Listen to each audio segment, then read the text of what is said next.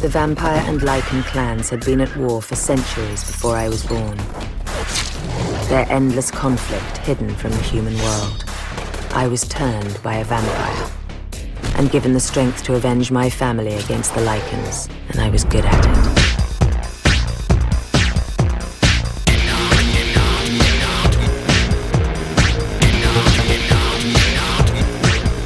Welcome to Now Playing Podcast's Underworld retrospective series. Wherever Celine goes, trouble surely follows. Hosted by Arnie. Information is power, and I collect it with a passion. Jakob. I know exactly what you are. And Stuart. He's too powerful for you alone. But be warned, this episode will contain detailed plot spoilers and strong language. The sun will burn you to ashes out there, or you can die with some grace in here. We hope you enjoy the show. Show me what you have. Yes, sir.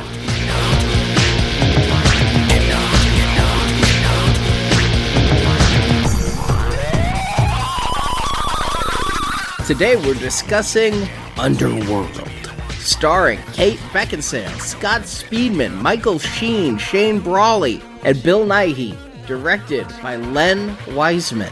This is the Now Playing podcast host who's bled for you once already and is going to be bleeding again 4 more times, Arnie. And Stuart. And this is the co-host who deals death to bad movies, Jakob. Why are we here? Why are we discussing Underworld? I mean, there's like 5 of these, so they're super popular, I guess? Well, let's just put it out there. Now Playing this summer is going big on Twilight. And it wasn't so long ago that sparkly vampire romances were a really big deal. It's worth pointing out that Underworld predates all of the things that you're thinking about. Before a Twilight book was even published, this was on screen. Before Being Human, the UK version. Before Lost Boys 2. Before Vampire Diaries. Before True Blood. This was the first werewolf and vampire phenomenon. And a modest hit. But it was after Dracula 2000, so I gotta think Dracula 2000 is what we should be covering. There's 3 of those. Nah, but there is something very specific about what we're here to talk about. There are lots of things that have vampires or werewolves in it. Less werewolves, but definitely vampires all over the place. But Gothic romance, the way that this presents, I just want to put it out there. This movie was pitched as Romeo and Juliet with vampires and werewolves. Sometimes Romeo and Juliet in The Matrix. Yeah, definitely The Matrix. That's a huge influence here. Yeah, that to me feels, again, it was a time when vampires went sparkly. Dracula 2000 was not sparkly, but this movie's kind of sparkly. And I think that that's what we're here to talk about. This movie is gray and only gray. I want to know what sparkles, because I could barely see anything with all the shades of gray going on here. Jacob, I need to come over to your house because your TV's stuck on 50 Shades of Grey. This movie is green. Like pea soup, Matrix screensaver green. Whatever it is, it's monotone. But you get what I'm saying. We can't talk about Twilight on our donation feed silver level until we talk about that movie. That's my opinion. And that's, again, it's 5 popular movies, or at least a couple that are popular, and then a couple more. A 5-movie series that, yeah, just was waiting for us to cover. And I just want to go ahead and say, Underworld is the franchise that almost kept me off of Now Playing entirely.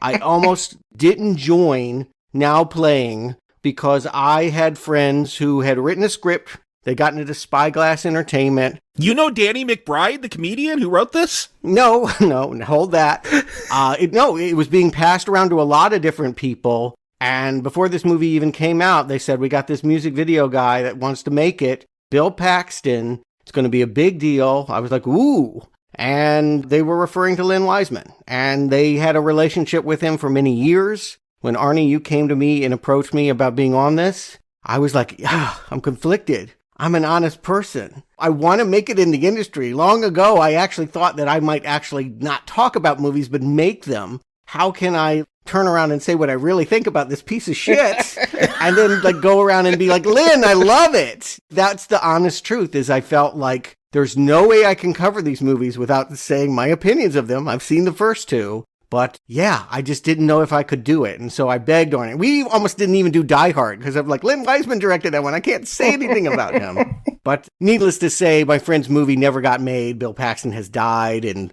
Len Wiseman does TV now. So I don't even think he makes movies. So it's all good. I'm ready. I'm ready to rumble. You can be honest. You had to wait for everyone else's careers to die, and then we could discuss Underworld. I do remember that back when we started doing retrospective series, we were far more slaves to the release schedule than we are now, because we only covered 5 or 6 movies in theaters per year back then. And so I remember one of these Underworld films coming out and being like, it's horror-ish. We cover a lot of horror. It's getting a sequel. Let's put it on the schedule. And Stuart's like, I cannot cover Underworld. We cannot cover Underworld. It was in my clause of my contract. Again, it's not like I thought I could piggyback on the wings of my friend. It's not like I wanted to work with Len Wiseman, but there was a genuine possibility that I might be in the room with him or work with people that have worked with him. Again, I put it out there to anyone listening.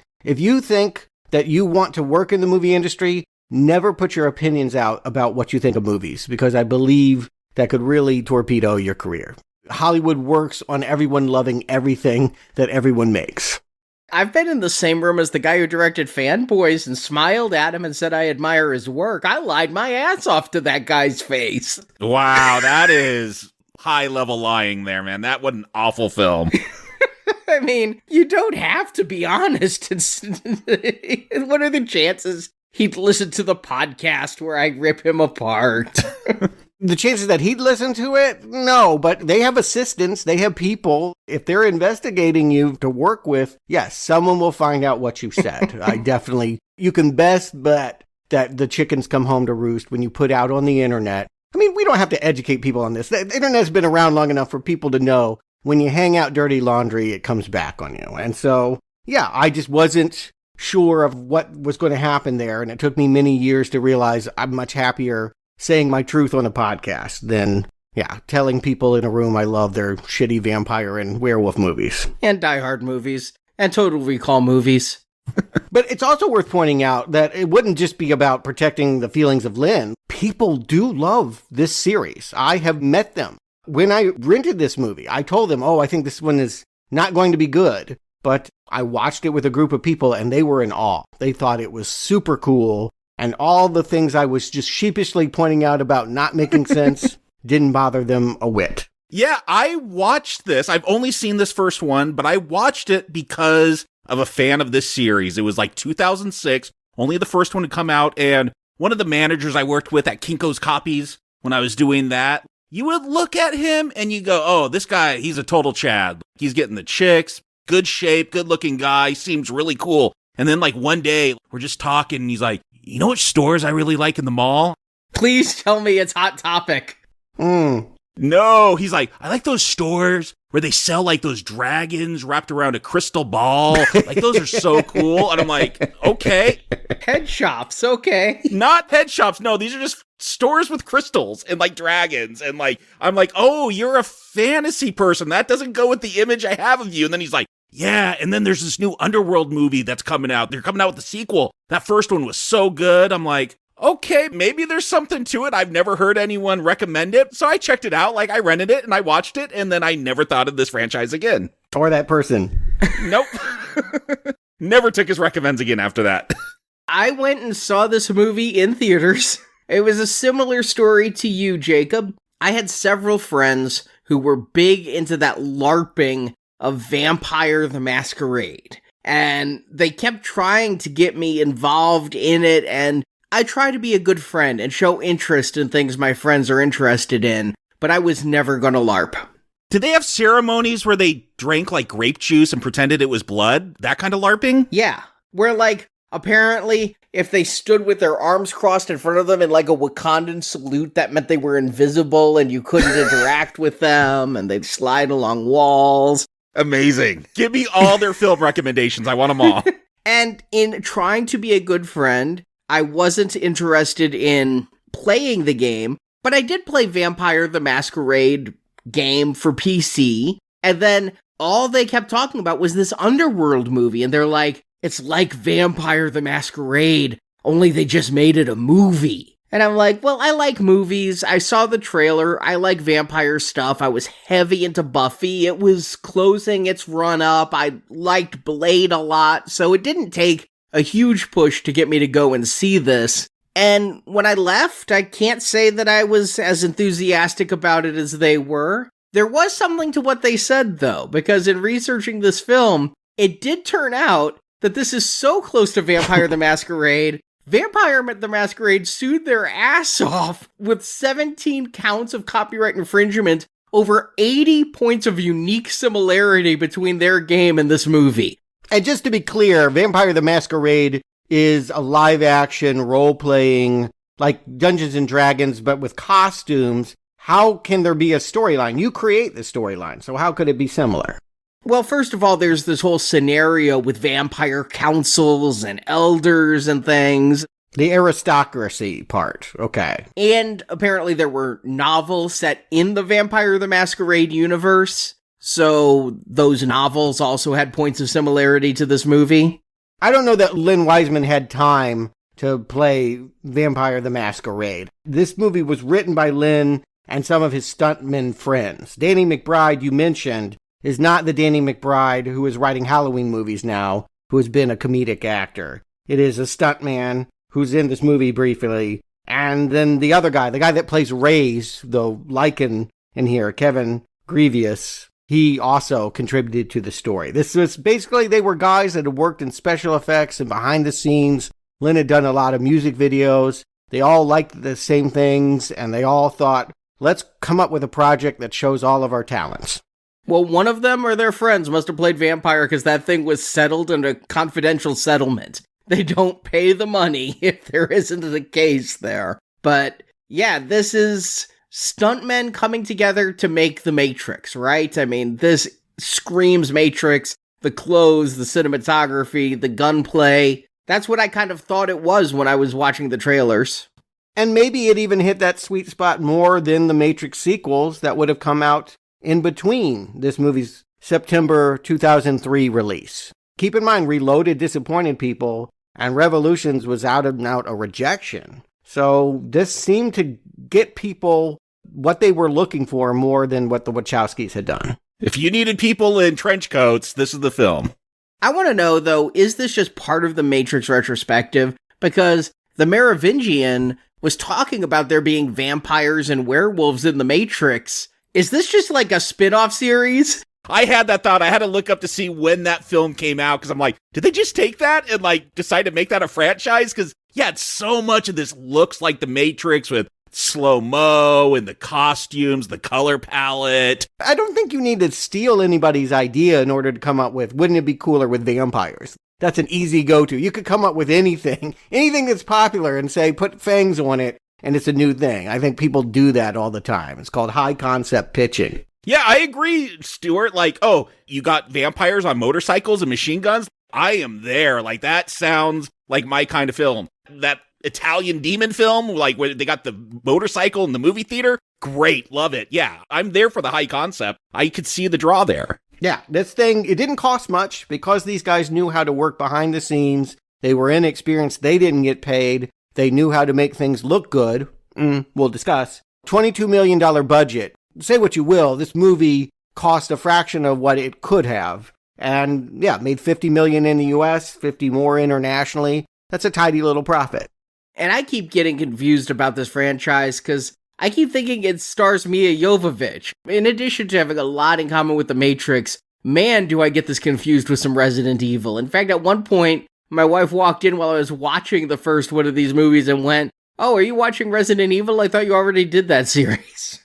Yeah, what has Kate Beckinsale done besides this? All I can think is Van Helsing, which is another vampire movie. And that came after this.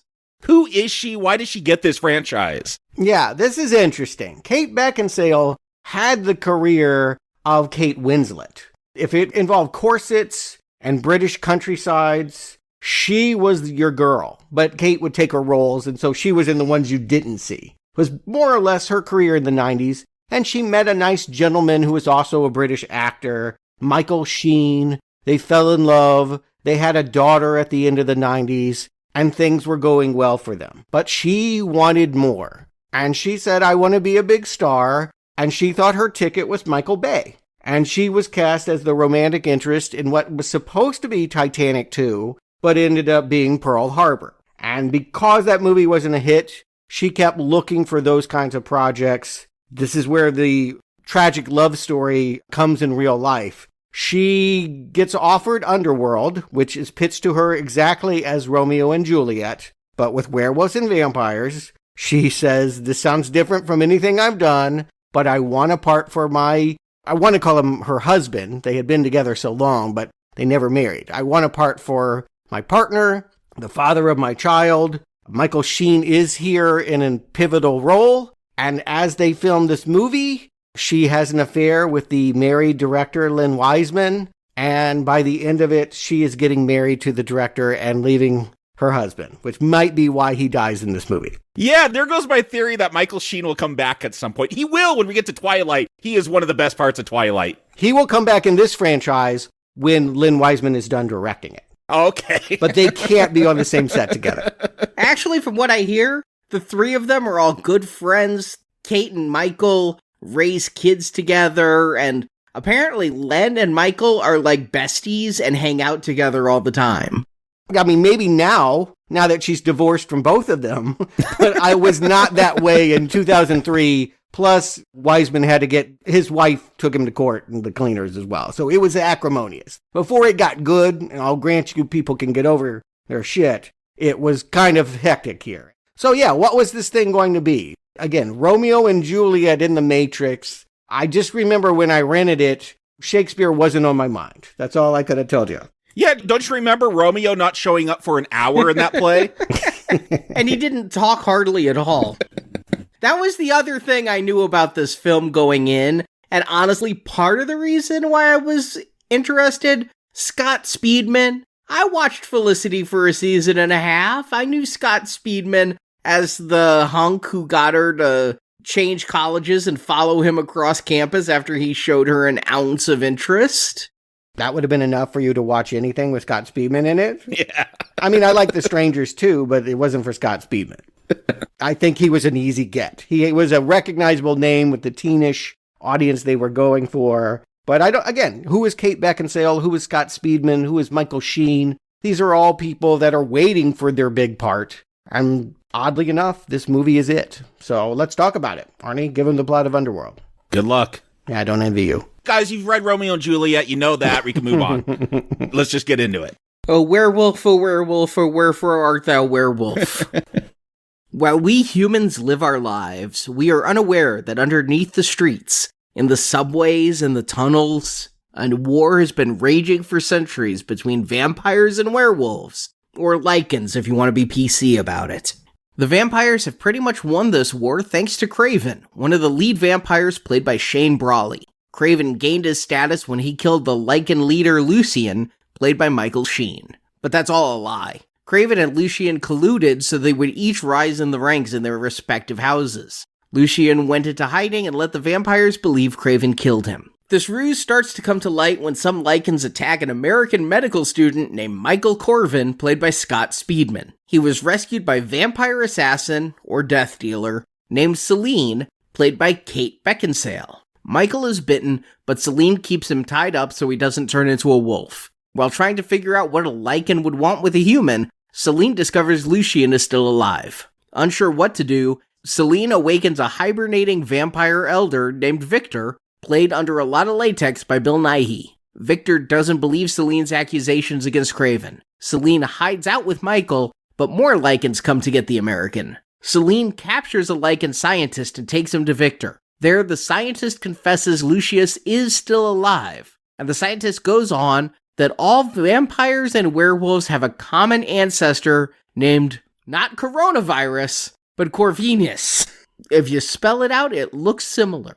The Lycans have been following that bloodline with the theory that an heir of Corvinus could become both a werewolf and a vampire, with the strength of both and the weakness of neither. That heir is Michael Corvin. The Lycans break into the vampire lair to capture Michael, So Celine breaks into the Lycan lair to rescue Michael also. Michael is shot with silver bullets, but before he can die, Celine bites him, turning him into a werewolf-vampire hybrid. Meanwhile, Craven kills Lucien for real this time. Victor tries to kill Michael, so Celine cleaves the vampire's elder's head in two, and now Celine and Michael are hunted by both vampires and werewolves, so they take off into the endless night as credits roll.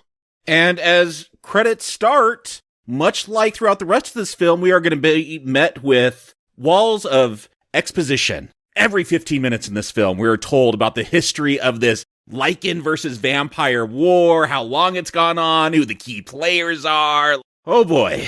And all the key players sound the same. Marcus, Vicious, Meek. I'm like, I can't even, no, like the names. I went and took a pop quiz. You can do this to find out who you are. Apparently, I'm a Lycan named Dominicus. Is that someone in this movie? No, it's just me. Okay. Okay, Dominicus. I have to say, the problem I have with this movie is right here in this opening. All of this lore, we've discussed it before in other podcasts. Lore can be a spice that really helps add a lot of flavor and can really bring in a lot of fans who can really get into it.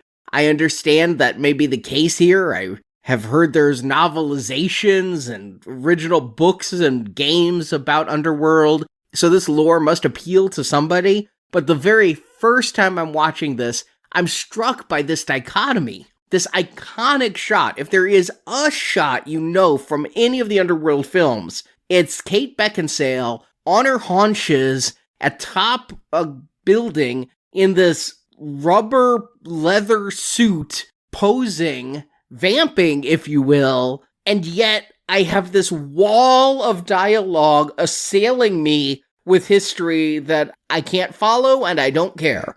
And what's confusing is everything that's going to be said is going to be contradicted. Like, oh, this war is almost over. No, we're going to go into a big battle. They imply that like werewolves are totally almost extinct at this point. They're going to talk about how they developed all these futuristic weapons. And yet this war has been going on 600 years. You're just now using liquid silver nitrate bullets? Like, you didn't invent that hundreds of years ago with your advanced vampire technology you keep dropping lines about? Like, if you're going to have all this dialogue, don't just contradict it then with all the action scenes. Yeah, this movie would definitely be better if it were a foreign film and we could just write it off the confusions as just bad translations. Because I agree, it's just not really going to come together. Even if you parse it all out and draw the family tree and all of that, they definitely say contradictory things in here. There's definitely plot points that, again, just think of how powerful it would be if we just saw her coat flapping in the wind, she takes a photo in the street, and then she does this big jump. We'd say, yeah, you're the new Trinity, and go with it. But because we have this wall-to-wall voiceover, it really is a mood killer. A death dealer indeed. But it is a good look. I like the blues. It's very comic booky. In fact, I did read this character is intended behind the scenes to be a Marvel comic character named Celine. You know Celine, Jakob, from the Hellfire Club? It's not one that comes top of mind, no. The Black Queen from the Hellfire Club. Oh, okay. Say the Black Queen then. I don't know all their real names. Except Emma Frost. She's the White Queen. I know that one. But yes, they had really modeled this character after this hundreds of year old mutant character. This is lies. They molded this after Trinity. This whole opening scene is like the opening to The Matrix. No, there's no deep backstory lore. They just copied this from a very popular film from 4 years earlier. I'm even going to interrupt that and say, unfortunately, they didn't even think about the character. They go to wherever their references are. Right now it's Trinity, but the voiceover and later many of the scenes remind me of Sarah Connor. And so it really is any badass chick. You mentioned Mia Jovovich. They would have been able to see Resident Evil as well. I think, again, all of it applies. They're fanboys. They are. Len is coming from music videos where the idea is to take what's popular and give it to a group so that they have a shiny new look. And yes, this is not a well thought out character, unfortunately. It is an image. It's potent, I will say that, but the struggles are going to be that you wouldn't fall for Romeo and Juliet if they never said anything interesting. And that seems to be the problem here. When they meet on the train, she's actually there to hunt Lycans, but they have a passing glance with this medic character Scott Speedman is playing, Michael Corvus.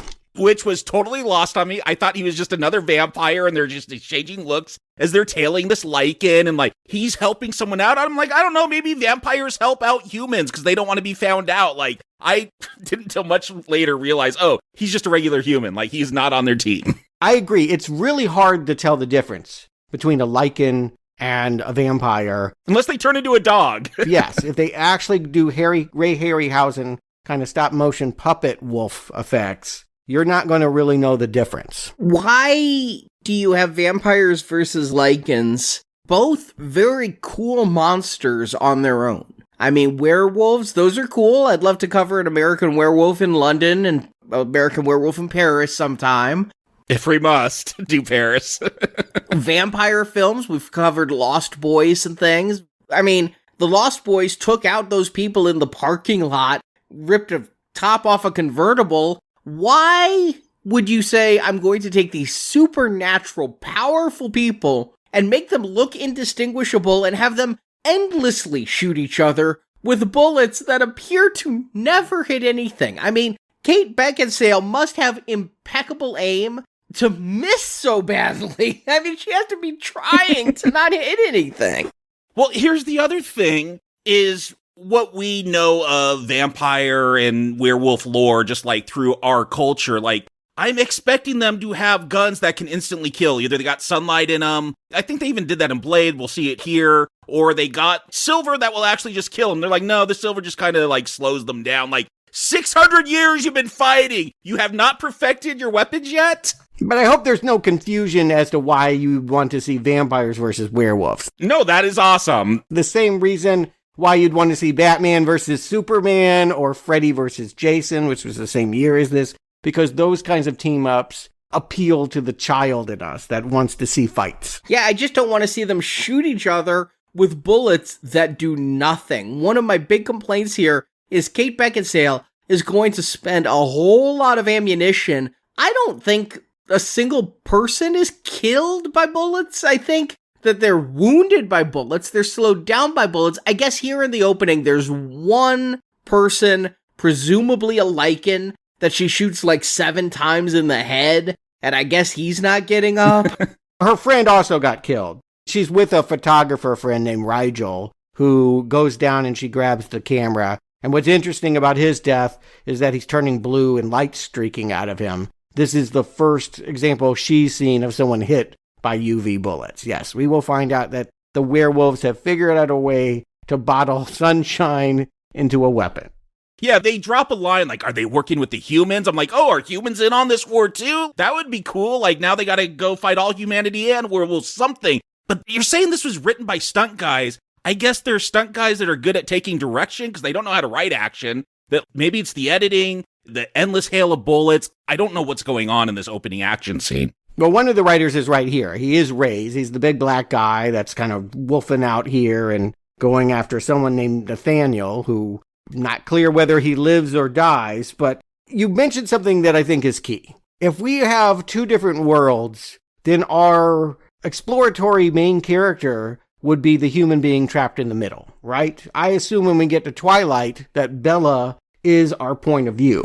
Or when we did The Matrix, that's Neo. Yeah, you have to have that character so we could explain this weird world that we're not familiar with. Why should I like a vampire more than a werewolf? What do they mean if they look indistinguishable? If everyone just looks like Euro trash with sunglasses, then I need a human being to tell me Scott Speedman should be the star. And because they're so in love with Trinity and Sarah Connor and all the others, they just never want to give Scott Speedman anything. And so it makes the movie unique in that way and frustrating because we never really understand what a Lycan or a Blood really is about, other than they hate each other. But yeah, she does run into the subway tunnels. She does gun one down, and she hears roars that imply that there's a lot more Lycans than these two, which, duh, right? But she's surprised. She thinks that they're almost extinct. Which is crazy. She didn't see this group because later on Craven's like, well, you didn't see it. Like, the Lycans are having a fight club for some reason, but she missed all of this. And she goes back and looks in the camera and finally realizes that Scott Speedman was the target. that wasn't even really clear. Nope. We're not really clear what Scott Speedman was doing, although trying to help a bystander that got shot in one scene. But where they lived and why, we know he's a medic. And really, I think that's his only characteristic throughout this entire movie. I know he works at a hospital. I'm not sure if he's a resident or he works in the food court, but there's really no clear character for him. They said he did a good job on a surgery, so I guess he's a resident. Yeah, I think you gotta be at least a surgical resident, if not beyond, to actually be doing surgery.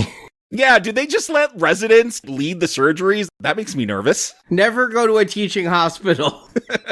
But you get my point. I didn't care about Scott Speedman before this movie, and I certainly don't care about him in this movie. He is a non-factor. This is about Celine, and I don't think she cares about him that much either. For Romeo and Juliet, they're meet cute here, which is what I would call this subway scene. They barely notice one another. Yeah, he made no impression on me, so yeah, later when he shows up again, because look, yes, I've seen this movie before, like a very long time ago. All I remembered is that image from the trailer of Kate Beckinsale twirling around in a circle to shoot her way through the floor. That is all I can tell you about this film. So I'm watching it now, don't have a whole lot of memories about it. And yeah, Michael, when he shows up later, I'm like, oh, I guess this is that doctor they keep cutting back to for some reason. And why they want him, we'll get some inference. A lot of buildup is basically, we'll see Reyes bring back the Lycan that was killed to this Lycan doctor named Singe. And he is extracting blood from some bald dude named James Corvin. Turns out anybody with the last name Corvin or Corvus or anything like that, they're just snatching them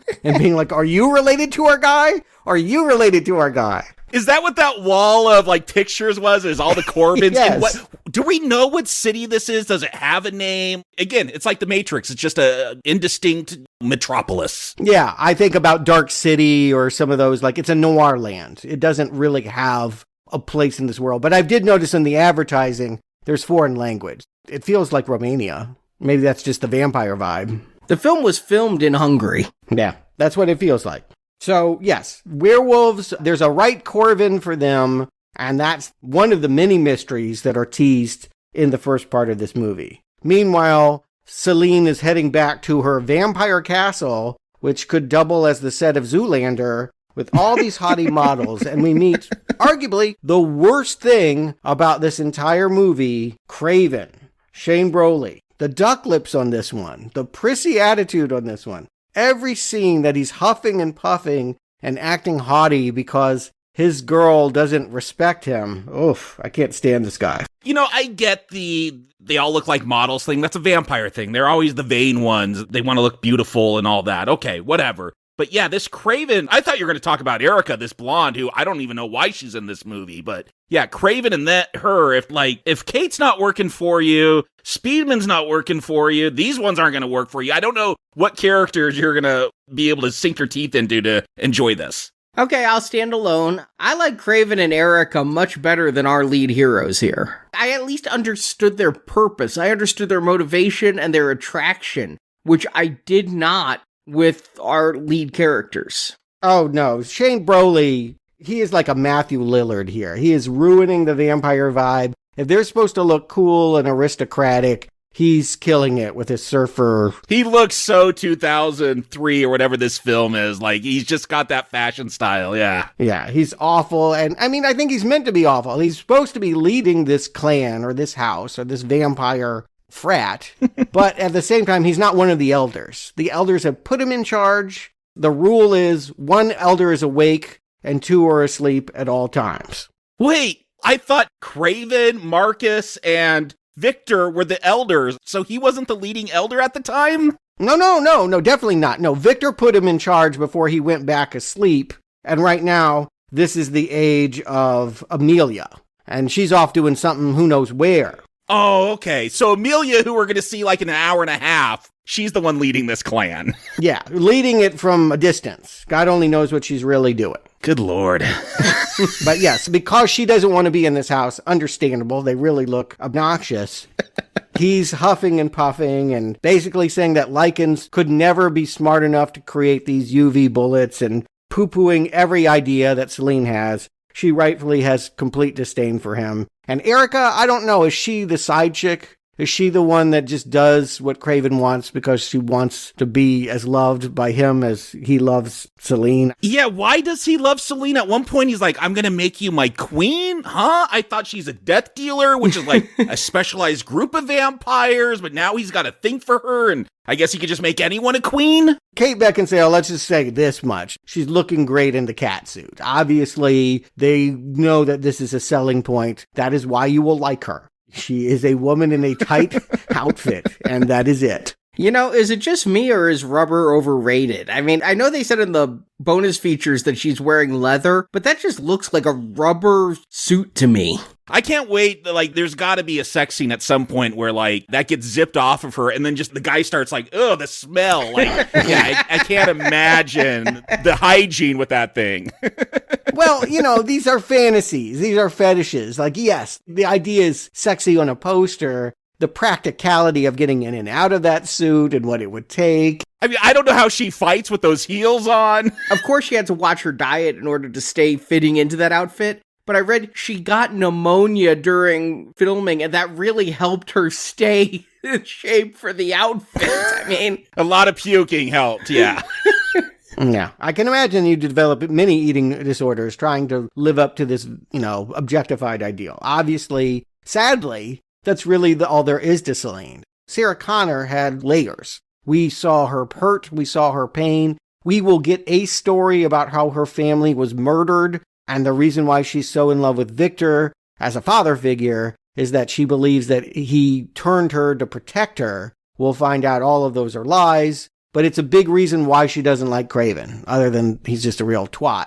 But the fact that he's not living up to the ideals of Victor, and she's thinking a lot about waking him up, even though he's not due for another 1,000 years. Marcus is the one that's supposed to be waking up, and that's happening in 2 days when Amelia gets her ass to the castle.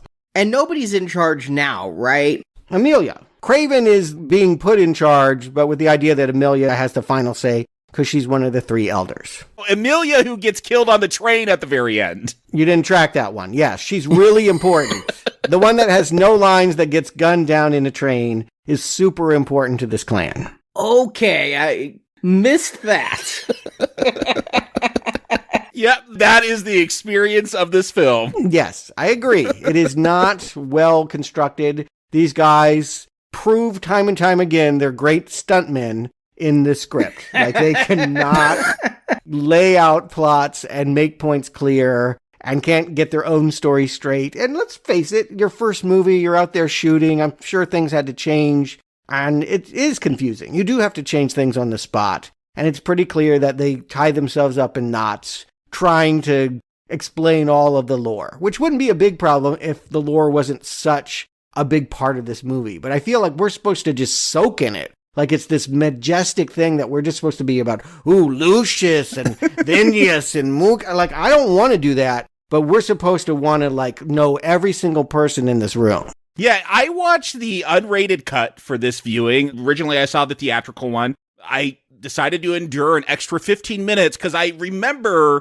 things not making sense to me when I watched this. I'm like, maybe there's extra scenes in there. I mean, there's extra scenes of Celine looking at vampire books, literally more lore, but like just pictures drawn 600 years ago. It helps nothing at all to understand this, to watch that extra 15 minutes. And we get some of that in this cut. So I keep forgetting that there was a 15-minute longer cut. I shudder to think about, again, if those were wisely used, then I suppose it might be helpful. But if it's just dumping more names on me and dates. Most of the extended scenes are at the end, and like the big one is a Scott Speedman monologue. So you're not missing a whole lot here. It's a lot of extended scenes, but the added content is mostly at the end because you want to slow down that climax. I get the point. We need Michael. Act 2 is about finding Michael, and we get back into some action when Celine slips off and finds him at home, and werewolves are suddenly bursting through the ceiling and climbing up the walls, and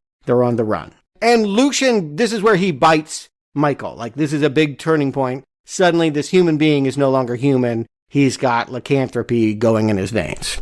So, I believe the lore is, if you get bit by either a Lycan or a vampire, they got like some kind of, it's not a venom, but there's something in their saliva, maybe? Like, you get germs in you, and that will turn you unless they kill you or something like that? Sure. I mean, yeah, they spit in you, basically. That's the way I look at it. And vice versa. Lucian also gets some blood, spits into a vial, and brings it back to the doctor and says, test this. And they find out that he's the real descendant of Corvus. So they know pretty much after this big Terminator 2 ripoff scene that Michael is their man. But first he's got to act like the T-1000 and outrace a car and have this retractable blade on his wrist that goes through the roof and cuts Celine. All the things we loved in Terminator 2. Yeah, I wish I was loving this. Like, I'm trying super hard. Like, again, Michael Sheen, probably my favorite thing when we get to Twilight. He's always playing goofy character, like Tron Legacy. Like, I love when he shows up in that, too. Like, he can be a lot of fun. I guess, just like they sucked all the color out of this film, they sucked all the fun out. Because I'm not having fun. Like, during these action scenes, this should be fun, him running down the car and having that knife hidden in his sleeve and all that. But I just want it to end. And I'm wondering what the rules are here, because we see Celine get stabbed in the shoulder, and I'm like, she's a vampire. Why would this be a problem? That's supposed to be a stake through the heart. It's the way it's a problem for anyone. She's bleeding out. No, but here's the thing. And this is where, again, I'm bringing in my knowledge of vampires through popular culture, but vampires don't have blood. They suck blood. They drink it like it's like a food to them, but they don't actually have blood in their veins like they're doing here. And guess what? These vampires, they not only have blood in their veins, they got reflections. They're just throwing out all the lore. Anne Rice had vampires that bled into each other's mouths, though. That was kind of a whole all 69 sucking thing. Okay. I haven't read Anne Rice, so... Yeah, and I want to cite Rice as the progenitor of the vampire romance. I wouldn't call Interview with the Vampire a romance novel per se, but it's close. Like, it really is the blueprint by which all of these Buffys and all of that try to extract more of an erotic charge. If you're not trying to scare me with a vampire, you're probably following down that route. And I think we can all agree at this point, this might be an exciting action scene for some people, but nothing about this is scary in the way that Fright Night or a horror movie would be with vampires. I'm surprised it's even rated R. And maybe stuntman Danny McBride read Anne Rice. I don't know. But it feels to me like they want to take a lot of shortcuts with the lore just to help the story along. There's a thing in the beginning like, oh, well, the really old Lycans, they don't need a full moon anymore. They can just change whenever they want because that's convenient. We don't have to wait 30 days for an action scene. Though this film at times feels like waiting for 30 days for an action scene. Yeah. And some can and some can't. And yes, I agree. Trying to track all the things that people say and then hearing later things that contradict it can make you really feel like you don't want to pay too much attention. Just keep them quiet. This movie would be on such better footing if they didn't talk. Just have us not understand, and we'd be better off than trying to over-explain every scene. It's a simple, high concept, and they're making it more complicated than they need to. Yeah, I feel like I'm hanging out with D&D people, and that's not a fun feeling because I don't know how to play that game or any of that lore. And the relationship between these two, our Romeo and our Juliet, is paper thin. When I think of Kate Beckinsale, one of the movies I do think about is Serendipity, her rom-com with John Cusack, and that had a better relationship hook than this thing does. I don't understand when Craven starts telling her how much she's blinded by her feelings for this human/Lycan. I'm like, she is? I thought she was investigating a mystery. Oh, yeah, why does she have any feelings for this? No, he's just jealous. She's not feeling anything. I really do wonder if they hate each other. This is one of those things where I'm like, do Speedman and Beckinsale not get along? The chemistry is that bad. It makes you feel like they met on the set, he said something awful, or she farted or something in a scene, and it just hasn't been going well. Like, that's how bad they are together. They're supposed to fall in love when the car flips into the ocean, and I don't know, first he drags her out and then faints, and then like she takes him back and scares Erica up to the ceiling, like she leaps up there because she realizes he's a werewolf now. This stuff is not romantic. Whether you like it or not, I just want to point it out there. For a Romeo and Juliet story that is about halfway over at this point, I'm not seeing any sparks in chemistry, and it starts with these two actors. But we do get a scene, which again, in an alternate universe, this would be a lot of fun, this reviving of Victor, this weird ceremonial grate that you drop blood into, and it slowly goes into this dehydrated vampire, and he slowly comes back to life. There's some cool visual laters of him with like all these IV plugs with blood in them stuck in his back. This is what you lean into. Yeah, shut up and do cool visuals like this,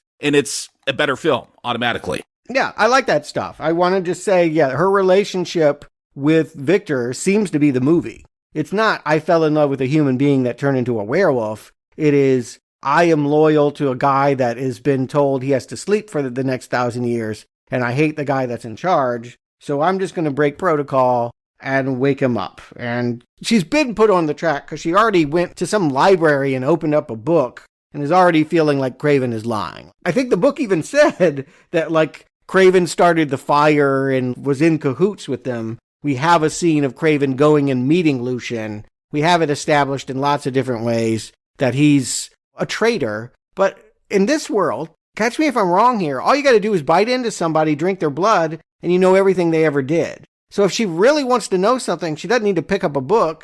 She needs to nibble on his ear, right? And then, like, she'll be Craven, you asshole. Well, two different things. First, in that book, they have a patch of Lucian's skin. So I don't know, they can't multi-print that book. It's not in other libraries. I mean, they say they're not allowed to study their history even. Then why print books? Yeah. Why have a historian? Like, it doesn't make any sense. And what I thought is that this ruse between Craven and Lucian was recent. But that book looks as old as the Bible. So this has been going on for hundreds of years, for centuries. They thought this werewolf was dead. Yeah, 600 years specifically. That's the opening monologue said 600 years ago, we thought it was over because Craven killed Lucian. But they've just been doing this thing, which I guess if you're immortal or semi-immortal. What's 600 years? 600 years feels like a week, but it does seem like a long time if you're wanting to take over.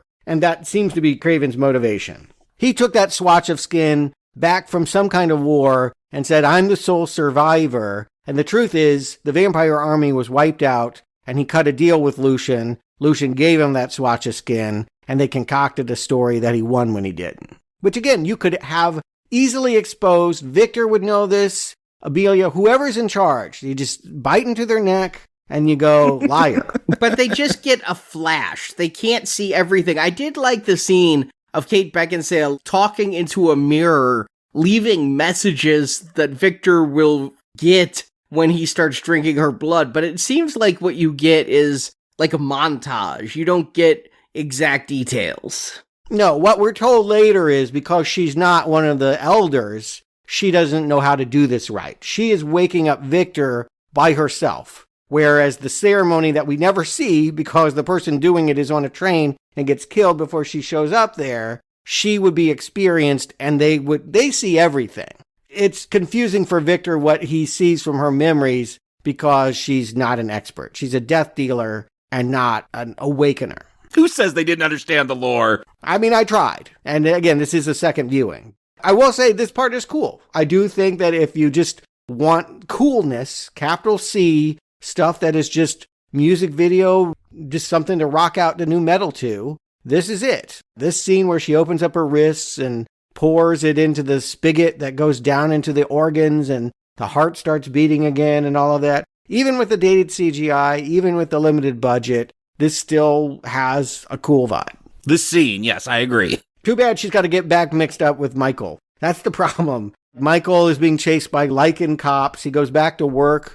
And we see Wentworth Miller, who ended up being a bigger star than Scott Speedman, star of Prison Break and many Resident Evil movies, here doing a cameo as a colleague. And because he can't be at the hospital and he can't go home, he goes back to Vampire Mansion and he and Celine have to hang out some more. Yeah, I mean, they finally get to kiss. I don't know why. I don't know what the chemistry is here. I don't know what the attraction, but I guess they're in love now. Yeah, is it bad casting? Is that what is killing this? I mean, Scott Speedman is acting pretty much like he did in Felicity, making me think that he just doesn't have a whole lot of range, but I just can't not go with these two. Every time it gets back to them, this is why I tell you guys I like Craven, is because I at least understand what's going on here. This entire love story is something ridiculous. It is a real problem for anybody to experience this movie. And I don't care whether, obviously, this wasn't made for me, but I'm trying to project myself into a person that really wants to see vampires and werewolves making love, and there's no love there. I'm presuming that knowing the actors that they have for Twilight, that stuff is going to be better. There will be chemistry, whether I like the story or not. Twilight has got to be better than this. Oh, it's going to be fun to find out what you think.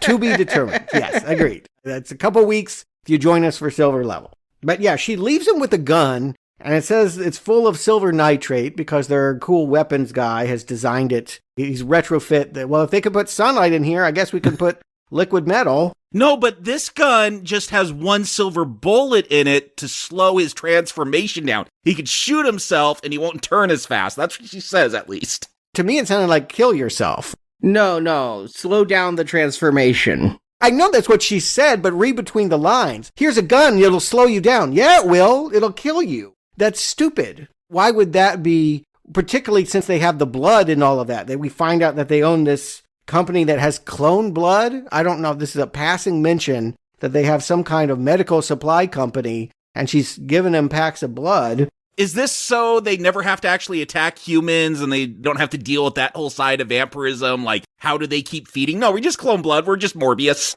Don't know. Didn't get that far into telling the lore in this movie because we were obsessed with doing other things. Again, these are not storytellers. I think I can say that clearly. They're image makers. They're people that have seen cool things and want to replicate cool things, and maybe you think they've rendered them well, but they are not telling a good story. See, and that's the thing is, to me, this is a great demo reel. Like, here's us trying to make a film. Look how cool we can make things look. Right. But we can't tell a story worth a damn.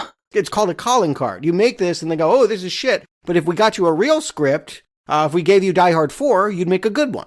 Or not. But yes, so she goes back yet again to be yelled at by her father figure. Again, I just always feel like she's running back to the house and being like, I hate it here. But it's got to be a little bit sad for her that Victor is like, you broke the rules. And when the woman gets here on the train, you're really going to be in trouble. Good thing she's not going to make it. Craven's betrayal means that Rays and the Lycans are waiting when Amelia pulls into the station. This is who I was talking about, Arnie. That's important. This is the elder in charge. That's why it's a big deal that she dies. I didn't put it together because I kept hearing the name Amelia, but I'm like, oh, she's going to be the one in charge of this ceremony. She knows how to do the magic or whatever. But yeah, here in the end, she finally shows up, this Amelia we've heard, and she gets shot along with everyone else. The way I see it working is she would go back to sleep and then Marcus would wake up and be the next 1,000-year ruler. And so because that goes down, everyone's worried. If Erica does one thing in this movie, she turns off the power so that Celine can run away and go back to Scott Speedman, which again, why did she ever leave him? Why is she going back there? Because she had to talk to Victor so we could have more data dumps. Get her whole backstory about what her family was supposedly under attack by Lycans and all got killed and he turned her because, I don't know, reasons. Well, we'll find out the real reason. But yes, that's why she holds him in high esteem and why she believes Victor is better than Craven. Honestly, Bill Nighy is always better than this actor playing Craven.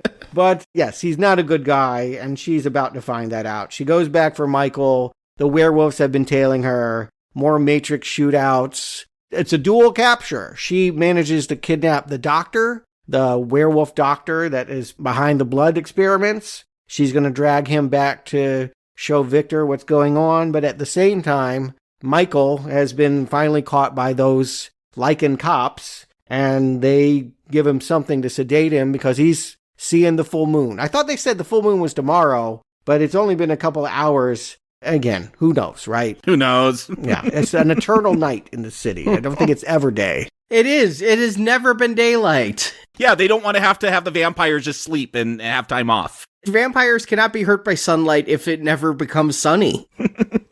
And Michael's been having his little flashback moments as well. And we haven't really understood them. It looks like a werewolf throwing people around in a vaulted archway kind of place. And we'll find out, this is where it becomes pivotal. We find out that Victor was the father of Lucian's lover. This vampire named Sonia fell in love with a werewolf. They made a baby, and Victor was so mad about it that he put his daughter in sunlight and let her burn alive. and then had Lucian whipped, and that started the war. This is the reason why we have werewolves versus vampires, is that werewolves, I guess, are woke, and they're all for crossbreeding, whereas vampires want to be purebloods. And Michael has these visions just because he comes from that bloodline? When you're bit, I guess it goes both ways. You drink the blood and you know the memories, just as Lucian knows the memories of Scott Speedman, which again is just 2 seasons on Felicity. I can't imagine that was very interesting for him. At the same time, Scott Speedman's character is having the hundreds of years of knowledge about Lucian. So he can remember in a flashback that this happened. I don't think that's the case. I don't think that it's a two-way transfer. It has to be the case. No, it totally is. It totally is the reason why he's dreaming about Lucian and Sonia. They're the real Romeo and Juliet. They're the ones that were in love and the houses wouldn't let them be together. And she died and he is still here. Again, whatever turns you into a Lycan or a vampire, it's like, do you have Omicron or Delta? Like, it's different variants of the same thing. So I guess they have similar traits, like memories carry over. Oh boy, this is ill thought out. There's a lot of detail here for something that feels so thrown together. Yeah, I think it is thought out, but it's not well plotted. And that can mean the difference in everything. It means that you don't follow it. Even if you have it meticulous, I got this, I know where it's going. You watch this movie and it feels like a jumble where nobody knows what's happening, particularly when they get to Celine. All right, so she gets this doctor and he's talking about a 5th century Hungarian warlord named Alexander Corvinus. The reason why they wanted Michael is that he's the descendant of this guy and he survived the Black Plague or something and had 2 kids, one bitten by a bat and a wolf, and that's what started werewolves and all that. How that factors into Lucian's story, I cannot see a tether. It feels like an entirely different origin story. Yeah, Lucian, he ends up being, I don't know, maybe the more righteous one because he wants the crossbreeding, he wants to expose the lies of the vampires, so I guess he's noble in the end. I feel like we were meant to hate the Lycans at first and now realize that they're the ones that are supportive of free love. At the very least, they're the ones that think that you should be with the person you love and not worry about whether they're a vampire or a Lycan. But at the same time, the werewolves are doing terrible things. They did kill Amelia on the train. They did extract her blood. But Craven sold them out. Like, they're just taking orders from Craven. Yeah, there are vampires watching this happen, enabling this to happen. So yes, it is under the watch of Craven, who is Craven for power, hence the name.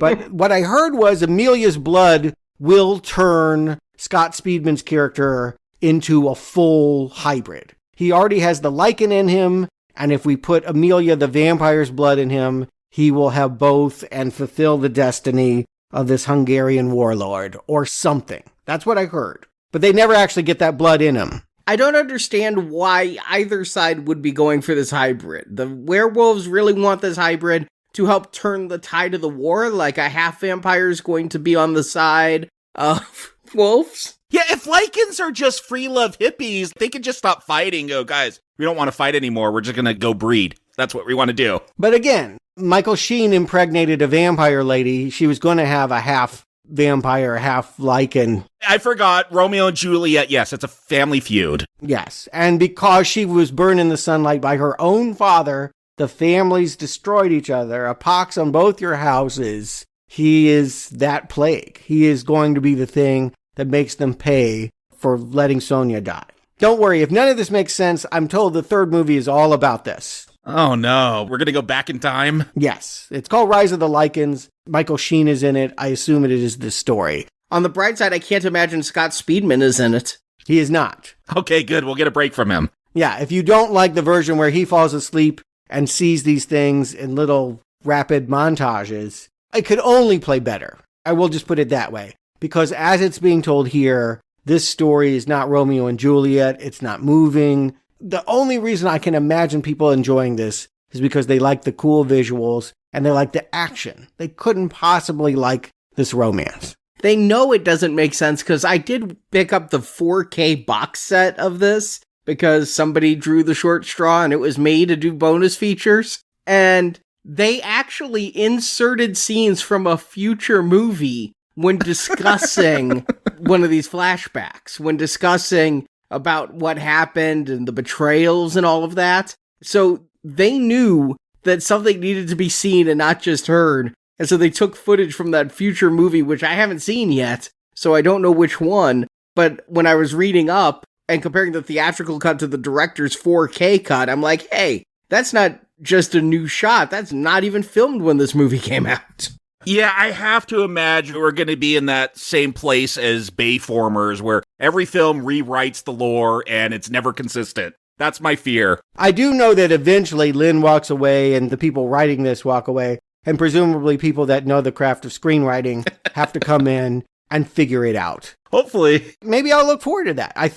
I'm not saying that this story couldn't work. I'm saying this story is not working because these people are not capable of telling it in a coherent, moving fashion.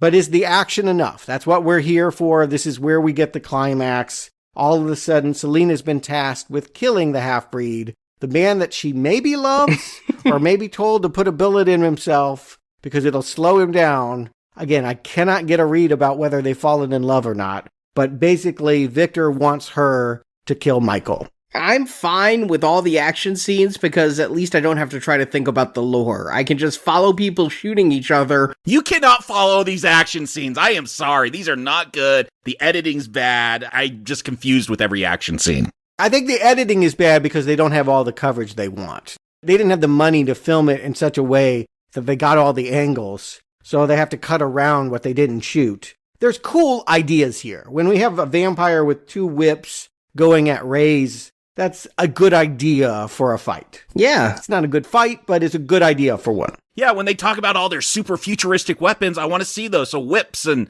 we're going to get some kind of cool Lycan Slayer sword. Yeah, give me some base thrills, like vampire shooting machine guns on motorcycles. Like, it should be very simple, guys. They have it here. I mean, you should be getting some of it. I hear you're not getting enough of it, but you can't be hating every moment of this. I've been watching this film for almost 2 hours at this point. I kind of like the resurrection of Victor. I thought there were some cool visuals. I looked at the changes with the unrated cut. They even added more of those in there. So yes, there were some cool visuals for a few seconds in this film that I enjoyed. Okay. And my favorite scene too. What about you, Arnie? You're the one that likes action.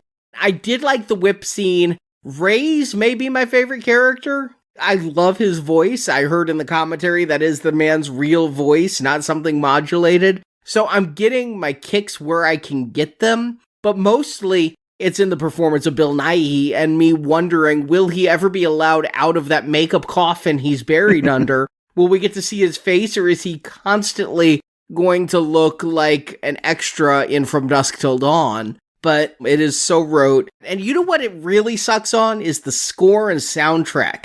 It's the Matrix score, the big swelling brasses. Yes, but what the Matrix had also was a lot of techno and could really ramp up the scenes with its dance music and things. Do you know what this soundtrack has on it? Because I did listen to the soundtrack, and I shit you not, it blew my mind. Mia Jovovich is singing on the soundtrack.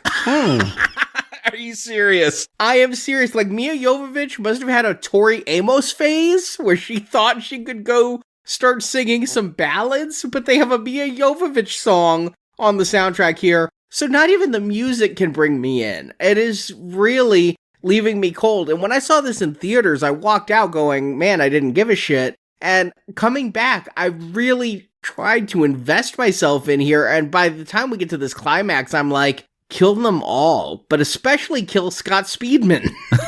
The guy you came to see.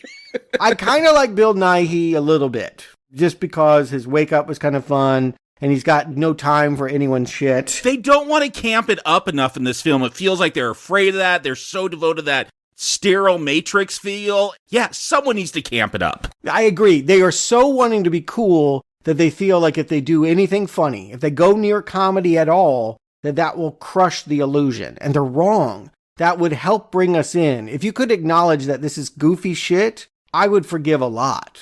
But because it's so self-serious, it really is mockable here. But yeah, all right. So Reyes gets killed by Craven. Craven kills Lucian. I think Craven kills everyone. Craven kills Reyes. Craven shoots Lucian with the silver nitrate. In the back for reasons. I don't know why he didn't do it centuries ago. He does it now so blithely. Because they just made these bullets. And these bullets take a very long time it kills, it seems like. I thought they were supposed to be instant death, get in your bloodstream, but Lucian, I thought the reveal was going to be he was a half and half because he's able to fight off that silver nitrate for a long time. Yeah, he has a long death scene on the ground watching things happen. He watches Craven shoot Michael with the silver nitrate and basically stabs Craven in the leg. And then Craven's gone. I don't think he dies. He just sort of limps out of the picture. I don't get the satisfaction of watching this terrible actor die a horrible, horrible death. And instead,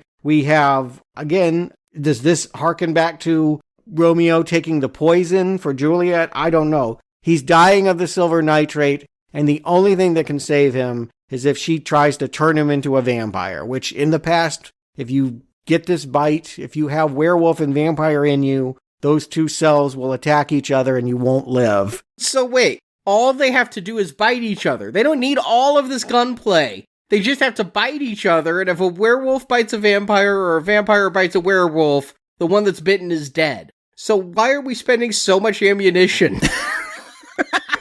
Because ammunition is cool. Yeah, and they might come from this bloodline where they'll become super strong vampire werewolves. I'm trying to imagine the movie where people are just going around giving each other hickeys. And I don't think that it would play like The Matrix. That's all I can say. I'm telling you, there are a lot of vampire werewolf movies that work well with a lot of leaps and stunts and clawing and biting. And it's not giving each other hickeys, but I just don't understand all of this shooting when nobody seems to die from being hit by a bullet. Up to this point, the visuals have been passable. I mean, even the stop motion werewolves. I liked them. They're cute, right? There's something cute about it. I wish I could be encouraged to laugh at it, but it's not bothering me. But I do think that the makeup that Scott Speedman gets as the hybrid is a loser. All of a sudden, he's just got black eyes and black skin and talons. Well, yeah, he just got black skin and fangs, and I guess that's what a hybrid looks like. You don't grow fur because they still want him to look sexy or something. Yeah, does it feel like a cross between a vampire and a werewolf? No. It didn't occur to me. It just felt like Scott Speedman is not sitting in the makeup chair for 8 hours, so all we could do is cover him in soot. And it's just not that cool. And if the movie is living and dying by how cool you look, he loses. He is the least cool looking thing in this movie as the thing we've been building up to, the hybrid vampire werewolf. He's an orc, right? I mean, he looks just like an orc from Lord of the Rings. Yes, that's what he looks like. Yeah, I could see that. He doesn't get much of a fight. He gets knocked around, and I gotta say, if you can't put Bill Nighy down, you're pretty damn lame. Like, this is a very frail old man here, but we're expected to believe because of wire fu that the hybrid is getting knocked around. And it is for Celine to call her mentor out and say, you really did kill my family, and I really don't like you, and let's have a ninja battle, except in the first stroke, I cut off half your head and you didn't realize it, so we don't get to have our kung fu moment. And this is where they really do that. She does this leap and goes into slow-mo. Yes, right out of the Matrix, and then it speeds up again. This is their bullet time moment. Our Peter Pan moment. Again, the way she leaped, I thought it was going to be like a crouching tiger. Ooh, we're going to get some wire fu. And that's it. She just kind of leaps, passes him. Do you even see her swing the sword or anything? Like, it's weird because it's in slow motion, but it's so fast, too. Like, I missed it. Sound effect. Yeah, you don't see anything happening. And again, Bill Nighy is frail, and I don't think he could do a fight, but I wanted to see it anyway. But yeah, the Lycans back off. The lovers, that's what we're calling them. They come together, and they head off to the future. And Celine says in a voiceover she's being hunted by vampires now, and I'm like, why? It doesn't seem anybody really liked anybody. Is it at least the blonde on your side now because she turned off the lights? I don't know, but we see the stinger is that the Lycan Dr. Singe, when they killed him in the, I call it the tomb room, the place where the elders sleep, his blood leaked down into Marcus's coffin. Amelia's dead, Victor is dead, but there's still this Marcus character, and his blue eyes open, he'll be the threat of part 2. I think the threat is that there is a part 2. But Jakob, Stuart, do you recommend Underworld? Jakob. You know, I was actually really torn on this. Not my recommend. I know exactly where I'm going with my recommend, but my opening line, like, you gotta respect the tradition. I'm always writing down some line from the film and incorporating it into my introduction at the beginning. I had no quotes written down on this one. Like, nothing stuck with me because it's just a bunch of exposition. So then I go into IMDb, let me go scroll through the quotes there, and just blocks, paragraphs of dialogue, all exposition. I'm like, I'm not even going through this. I'll just make something up. But like, almost broke tradition because like, that's how unmemorable every line is in this film. But yeah, if this film came out in the 80s, go have it sell illegal arms to rebel groups in South America, because this is more Teflon than Ronald Reagan ever was. Like, I am watching scenes and I'm like, wait, how did we get to this point? Nothing would stick with me. Like, I was having very quick dementia on set during this because I didn't understand what was happening. I wouldn't remember, like, how did we get to this scene? The color palette's awful. Like, everything looks the same. 2003, this comes out. Nu metal. This is like the nu metal matrix. And nu metal to me is like, oh yeah, let's strip all the blues influence from rock and make computerized music that has no soul. That's this film, like no soul, nothing to hold on to. I wish one of us were a fan because I want to know, is it just you like vampires and werewolves fighting and you get into that kind of LARPing and this is a way to live through that LARPing? Maybe that's all there is to this with the fans, because I don't get it. There's nothing I remember watching this film. It's confusing. Don't like any of the characters. Yeah, stay far away from this. Don't risk getting bit by a vampire or a werewolf, because then you're going to have memories of this film. Don't do it.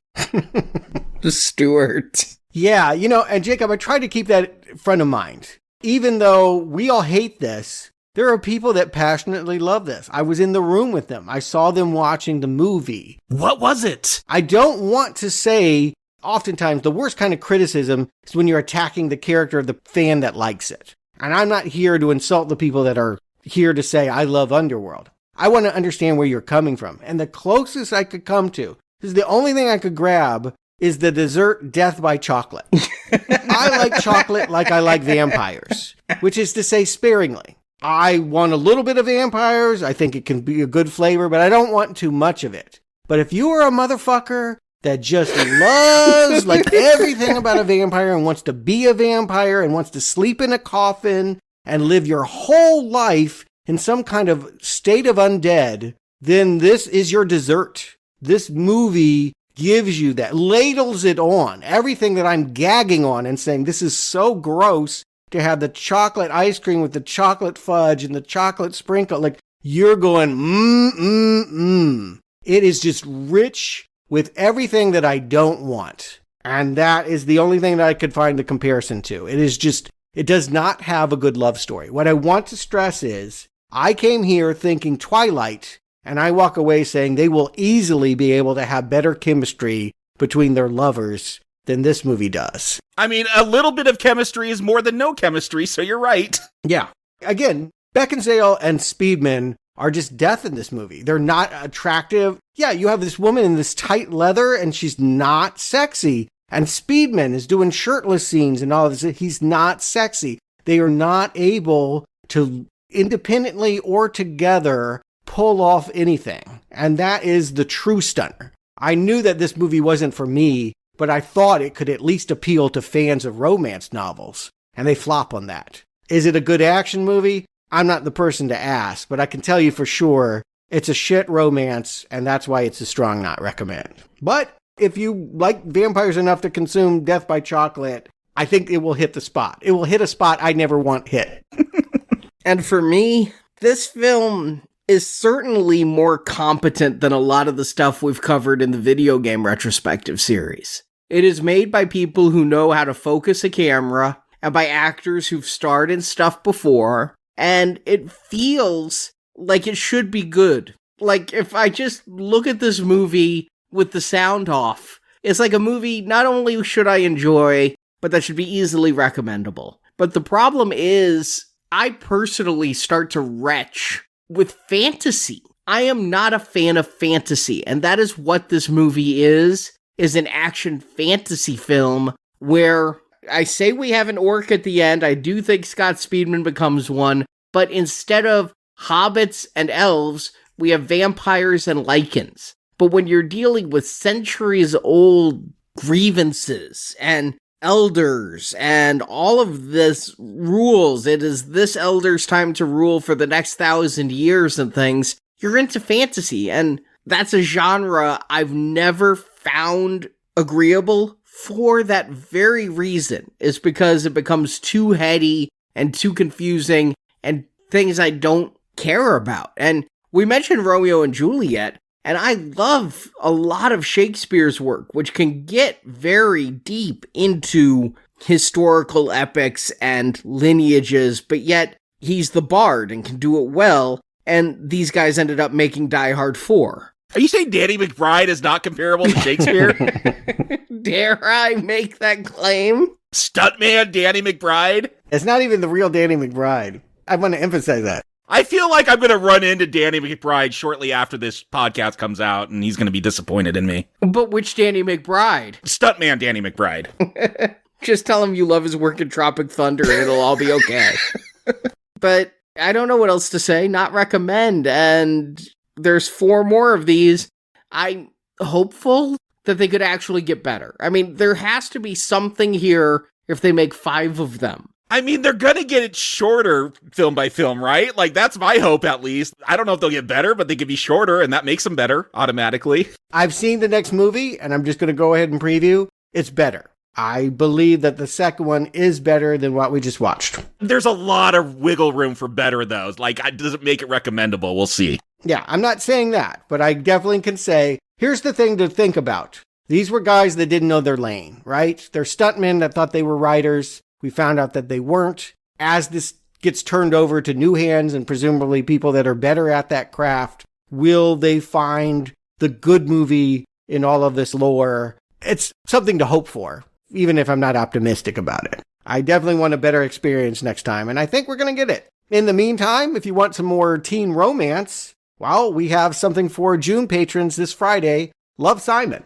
Is that like zombies and Frankensteins falling in love? No, unfortunately, there are no vampires. That would, of course, make it better. But it is an acclaimed children's book that addresses homophobia in high school and does so in a way that prompted a Disney show. So something must have worked there. It looks like it's going to be a well-regarded young person's film that, again, it's been about 30 years since I've been in high school, but I'll give it a whirl. So we hope you can join us for that. That is for patrons of $10 per month or more. So thank you for coming into this Underworld with us. Stuart, Jakob, thank you for joining me. And until next time, my will is done regardless.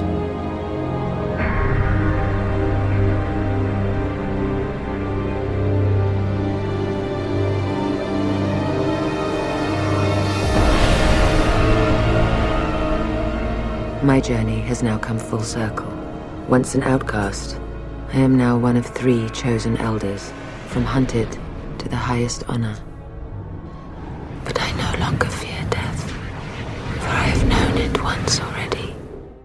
Thank you for listening to this Now Playing Podcast movie review. They've been silenced, but otherwise unharmed, as ordered. We hope you enjoyed the show. You've done exactly as I hoped and planned, if not more. Help us spread the word about this show by leaving a 5-star review on Stitcher, Podbean, iTunes, or your podcast store of choice. Why are you helping me? I'm not. I'm helping me. Want more reviews like this one? In the archives section of NowPlayingPodcast.com, you'll find more than 1,000 in-depth movie reviews from our panel of hosts. There is no beginning. There is no end. There is only becoming. On our site, you can hear reviews for every installment in the world's biggest film franchises, including the Marvel Cinematic Universe, Star Wars, Spider-Man, Batman, X-Men, James Bond, Middle-earth, Jurassic Park, Fast and Furious, and Transformers. Enough to produce an endless supply of... Plus, we have individual movie reviews, such as Avatar, Titanic, E.T., Inception, Big Hero 6, Ready Player One, Pulp Fiction, Apocalypse Now, Dr. Strangelove, and hundreds more. Dead or alive, you will give me what I want! And come back to NowPlayingPodcast.com next Tuesday for another all-new movie review podcast. Piece by delicate piece, the puzzle will fall into place. Support from listeners like you keeps Now Playing Podcast on the air. Yes, I have taken from him, but I have given so much more. You can donate directly by tapping the support button at nowplayingpodcast.com. I can assist you. Well, you already have. And you can join our crowdfunding campaign for early access to new episodes, exclusive reviews, and bonus reviews. Pains me to admit it, but for the first time in my life, I genuinely fear for our future. Need more Now Playing? Subscribe to our In Focus weekly newsletter for exclusive digital download giveaways, celebrity interviews, behind-the-scenes insights, and more. Sign up through the subscribe page on our website and get it delivered to your inbox every Friday. I need you to deliver a message. Grunt if you understand. You can also compare notes with us on Letterboxd. Go to letterboxd.com/nowplaying to see what our hosts are watching when we're not recording podcasts. And follow Now Playing on Facebook, Twitter, Instagram, and our YouTube channel. The vampires didn't realize you were following a human, did they, Race? No. Want 375 more Now Playing reviews? Get the Now Playing book, Underrated Movies We Recommend. Arnie, Stuart, Jakob, and Marjorie reviewed 125 different movies you probably haven't seen, but you should. Find out why in Now Playing's first book of movie reviews. Do you not realize this is a gift I am giving you? The ebook is available now, and the audiobook and print book will be coming soon. Find details at nowplayingpodcast.com/book. My eyes see beyond the surface of so many things. Now Playing Podcast is produced by Arnie Carvalho. Without me, you'd have nothing. You'd be nothing. Associate produced by Jason Latham. There's no room for error with me. Now Playing is edited by Heath, Stephen, Santiago, and Arnie. I kept the secrets, cleaned up the mess. Now Playing credits read by Brock. High content, preventing him from making the change. The opinions expressed in this podcast are those of the individual hosts and may not reflect the views of Venganza Media Incorporated. Why would I listen to your lies when the journey to the truth is so much sweeter? Venganza Media Incorporated is not affiliated with, and this podcast has not been prepared, approved, or licensed by any entity that created the film analyzed herein. All movie clips and music included in this podcast are the intellectual property of their respective copyright holders. They are included here for the purpose of review, and no infringement is intended. These rules are in place for a good reason, and they are the only reason we have survived this long. Now Playing Podcast is an exclusive trademark of and may not be used without the express written permission of Venganza Media Incorporated. We are getting reports on what appears to be a mass cleansing. Now Playing is a Venganza Media production, copyright 2022, and no part of this show may be reproduced, repurposed, or redistributed without the written permission of Venganza Media Incorporated. All rights reserved. We fought our greatest battle in our darkest hour. After centuries of war between vampire and Lycan, this may at last be a time of peace.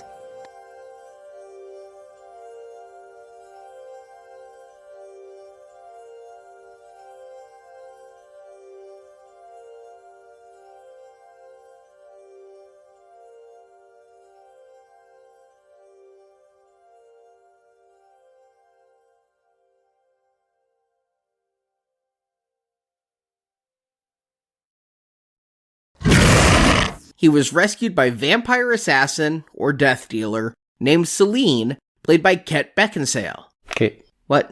You might want to say Kate. You said Kate. Played by Kate Beckinsale. Yeah, we're so close, I just call her Kate. When you're hanging out with Michael and Len. I'll never tell him what you say about these movies, Stuart. I'll keep it between just you and me. Okay, appreciate that. But will you tell him what you think of them? I love your films, Len. Just great stuff. Just like I did to the director of Fanboys. Oh, that actually makes me mad that you lied to him. That man needs to hear the honest truth.